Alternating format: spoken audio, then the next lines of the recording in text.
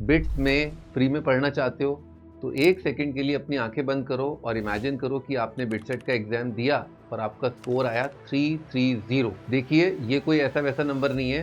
अगर ऐसा हुआ तो ये पूरी आपकी लाइफ को बदल के रख देगा, क्योंकि इस साल बिट्स पिलानी ने जितने भी बिटसेट के टॉप 500 रैंकर्स होंगे उनके लिए 100% ट्यूशन फीस स्कॉलरशिप अनाउंस की है। और आज के इस वीडियो में मैं आपको ये कैसे अचीव होगा ये स्ट्रेटजी भी बताऊंगा। देखो, बिट सिर्फ कॉलेजेस नहीं है, ये एक आइडेंटिटी है, एक स्टेटस है जहां पर पहुंचना अपने आप में बहुत बड़ा अचीवमेंट है। इनका एवरेज पैकेज 20 लाख है, लेकिन दिक्कत ये है कि बिटसेट देते हैं 3 लाख स्टूडेंट्स और सीटें हैं केवल 3000। देखो, इस एग्जाम में एक एक मूव बहुत मैटर करता है, बिकॉज एग्जाम में अगर आपने क्वेश्चन सही किया तो आपको मिलता है +3, लेकिन अगर गलत हो गया तो -1 मिलता है, यानी कि -1/3 है। मतलब कि एक केयरलेस केस आपको अपने कंपटीशन से रेस में काफी पीछे धकेल देती है। और यहीं पर मैक्सिमम स्टूडेंट्स स्लिप हो जाते हैं, क्योंकि उनके पास कोई क्लियर कट स्ट्रैटेजी नहीं होती। और बिटसेट में बहुत अच्छा स्कोर पाना चाहते हो तो इस वीडियो को एंड तक देखना, क्योंकि आज मैं आपके साथ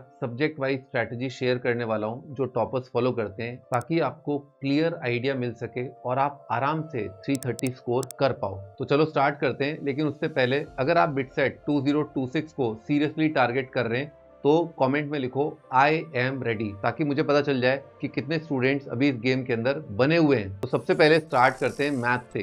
पार्ट 1, मैथ स्ट्रैटेजी। बिटसेट में मैथ सच में एक रैंक डिसाइडर सब्जेक्ट होता है, क्योंकि यहाँ पर सिर्फ नॉलेज का नहीं बल्कि स्पीड, क्लैरिटी और फॉर्मूला फेमिलियरिटी का गेम चलता है। टॉपर्स इसीलिए एक साथ पूरा का पूरा सिलेबस रैंडम तरीके से नहीं पढ़ते।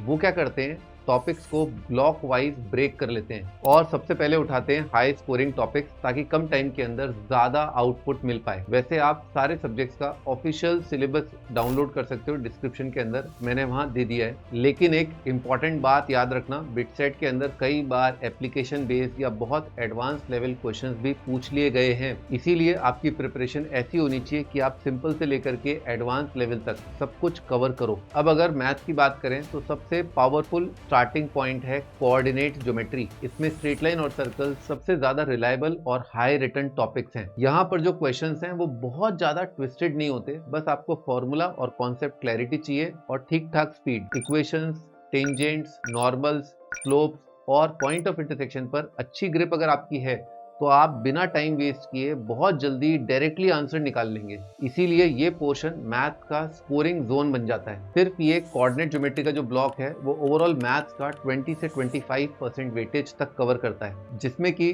स्ट्रेट लाइन सर्कल का पोर्शन और कोनिक सेक्शन का पोर्शन करीब करीब हाफ कंट्रीब्यूट करते हैं। दूसरा सबसे बड़ा और पावरफुल पोर्शन है कैलकुलस, जो अकेला ही 40 से 45% तक वेटेज कवर करता है। इसमें लिमिट, कंटिन्यूटी और डिफरेंशियबिलिटी करीब करीब 8% आता है, इंटीग्रल कैलकुलस 10% और डिफरेंशियल इक्वेशन करीब 5%। इसीलिए इस पोर्शन को इग्नोर करना ऑलमोस्ट इम्पॉसिबल है। आपको डेरिवेटिव्स के बेसिक रूल्स जैसे प्रोडक्ट रूल हो गया, क्वेश्चन रूल हो गया, चेन रूल हो गया और मीन वैल्यू थ्योरम ये क्लियर होने चाहिए। और साथ ही साथ मैक्सिमा, मिनिमा और एरिया अंडर द कर्व जैसे टॉपिक्स पर फास्ट एग्जीक्यूशन आना चाहिए। इसके बाद ट्रिग्नोमेट्री आता है, जहां पर आइडेंटिटीज और इक्वेशंस आपकी सॉल्विंग की स्पीड का गेम चेंज करती है और ये अलजेब्रा के स्ट्रक्चर का हिस्सा बन करके इनडायरेक्टली स्ट्रॉन्ग कंट्रीब्यूशन देता है, स्पेशली तब जब सिंप्लीफिकेशन एंड सब्स्टिट्यूशन टाइप के क्वेश्चन आते हैं। उसके बाद आता है एक मॉडर्न स्कोरिंग जोन यानी वेक्टर 3D। इसका वेटेज करीब 8% है। इसके अंदर डॉट प्रोडक्ट, क्रॉस प्रोडक्ट और डायरेक्शन कोसाइन जैसे शॉर्ट, लॉजिकल और वेरी प्रिडिक्टेबल टाइप के क्वेश्चन आते हैं, इसीलिए ये फास्ट मार्क्स का एरिया बन जाता है। इसके बाद कुछ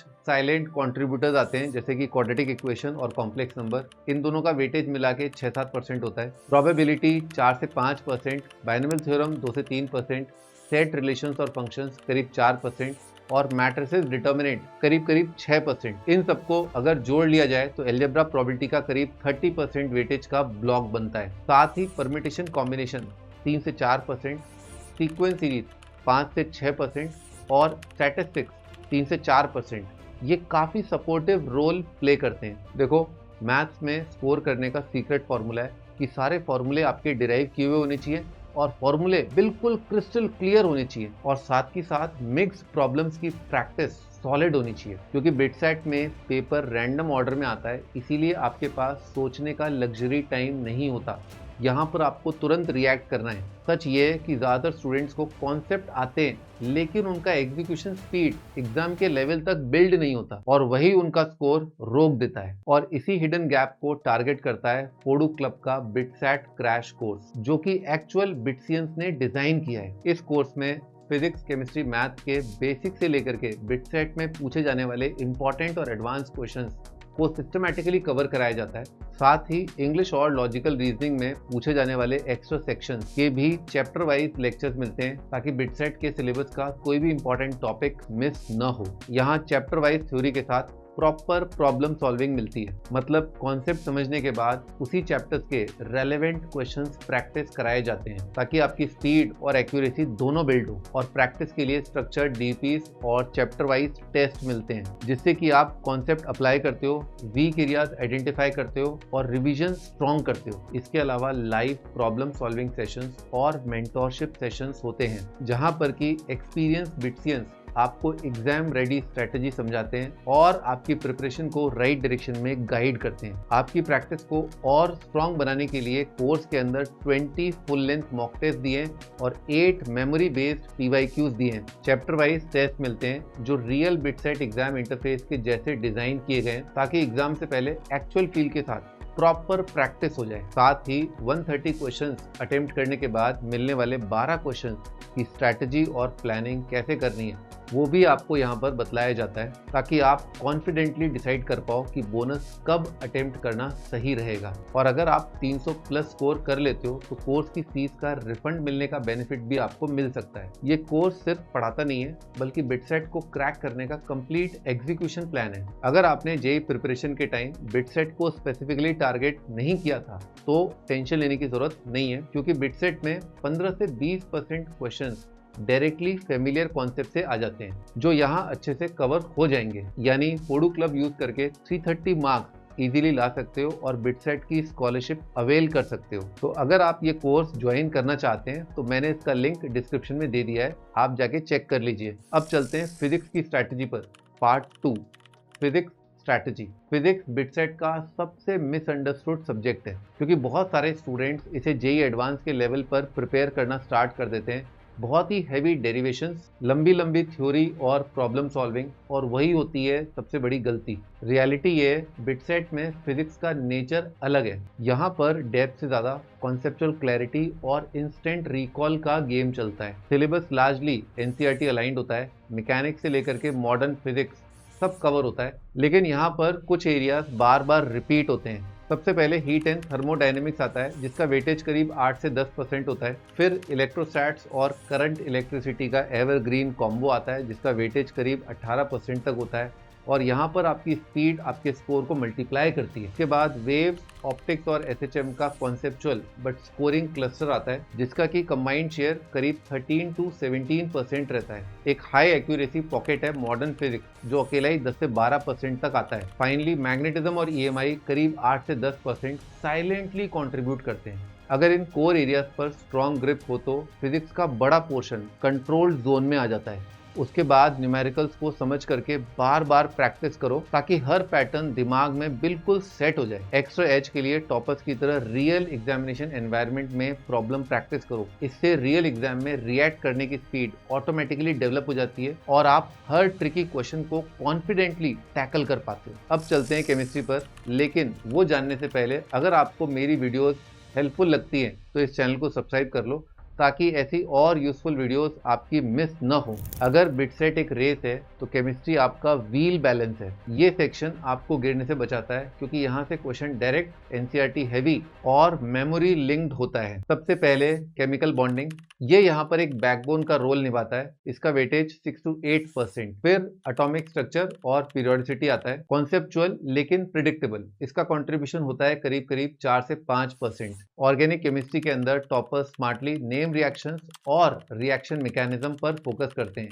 इसका वेटेज होता है करीब 12%। इनऑर्गेनिक केमिस्ट्री के अंदर P block high accuracy zone है, इसका वेटेज 6 to 7%। बायोमोलिक्यूल्स छोटा और फास्ट मार्क एरिया है, इसका कंट्रीब्यूशन 3 to 4%। इलेक्ट्रोकेमिस्ट्री भी सॉलिड स्कोरिंग है, इसका वेटेज 5 to 6%। ओवरऑल केमिस्ट्री एक बैलेंस व्हील है जिसमें physical chemistry 35 to 40%, organic chemistry 35% और इनऑर्गेनिक 30 to 35% कंट्रीब्यूट करता है और जो रेस में आपको स्टेबल रखता है। बच्चों, मैंने हमेशा कहा है कि केमिस्ट्री के अंदर डेप्थ से ज्यादा डिसिप्लिन और रेगुलर रिवीजन इंपॉर्टेंट है। आप फिजिकल में फॉर्मूलेज और न्यूमेरिकल्स पक्के करो, ऑर्गेनिक केमिस्ट्री के अंदर नेम रिएक्शंस और रिएक्शन मैकेनिज्म्स याद करो और इनऑर्गेनिक के अंदर लेयर्ड रिवीजन करना है। ऑर्गेनिक और इनऑर्गेनिक रिएक्शंस को याद करने के लिए निमोनिक्स की भी हेल्प ले सकते हो और पूरा एनसीईआरटी थरली समझो ताकि एग्जाम के अंदर कॉन्फिडेंटली क्वेश्चंस को टैकल कर पाओ। अब चलते हैं लास्ट सेक्शन की तरफ,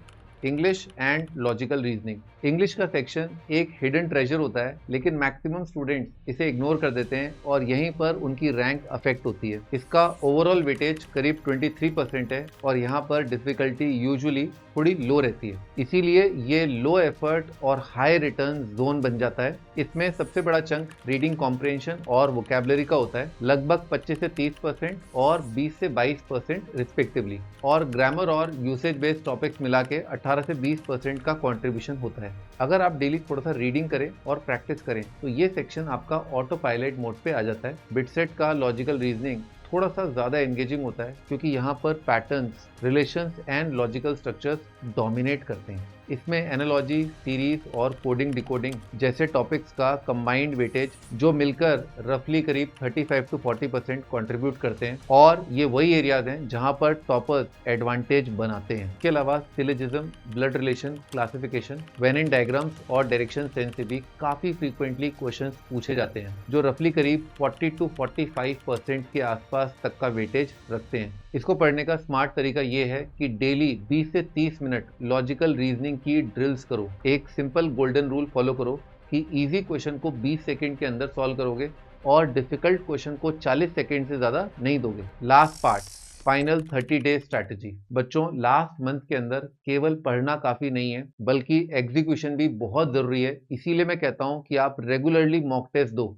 मॉक्स और प्रैक्टिस से स्पीड, पैटर्न मेमोरी और इंटरफेस फेमिलियरिटी बिल्ड होती है, लेकिन असली ग्रोथ उसके डिटेल्ड एनालिसिस से आती है। कौन से ऐसे टॉपिक्स हैं जहां पर आपको ज्यादा टाइम लग रहा है, कौन से ऐसे टॉपिक्स हैं जिनको रिवाइज करोगे तो सिली मिस्टेक कम हो जाएंगी। साथ ही साथ प्रॉपर रिवीजन करो, टॉपर्स की 3R स्ट्रैटेजी फॉलो करो, रीड, रिकॉल, रीटेस्ट। इसके अलावा मैंने हमेशा बोला है आपको एक मिस्टेक नोटबुक मेंटेन करनी है, रिसोर्स हॉपिंग से बचना है और प्रॉपर स्लीप भी मेंटेन करना बहुत जरूरी है क्योंकि फ्रेश दिमाग से एग्जीक्यूशन फास्ट होता है। बच्चों, एक बात याद रखो, बिटसेट आपको वो मुकाम दिलवा सकता है जिसका सपना आपने देखा हो, शायद आपके पेरेंट्स ने देखा हो। इसीलिए मैं कहता हूँ इस एग्जाम को लाइटली मत लो, इसे सीरियसली ट्रीट करो। अगर आप ऑनेस्टली इस स्ट्रैटेजी को फॉलो करो और कंसिस्टेंटली मेहनत करो तो 320 प्लस स्कोर पॉसिबल है। फिलहाल अपनी लाइफ से डिस्ट्रैक्शंस को कंप्लीटली दूर भगा दो और एक महीना फुल फोकस के साथ स्टडी करो। और अगर आपको लगता है कि गाइडेंस और स्ट्रक्चर्ड सपोर्ट की आपको जरूरत है तो आप होडू क्लब का सहारा भी ले सकते हो। लिंक मैंने डिस्क्रिप्शन के अंदर दे दिया है, आप जरूर चेक करना। अगर आपको ये वीडियो हेल्पफुल लगी तो लाइक और शेयर करना मत भूलना, चैनल को सब्सक्राइब कर लो और मिलते हैं नेक्स्ट वीडियो में।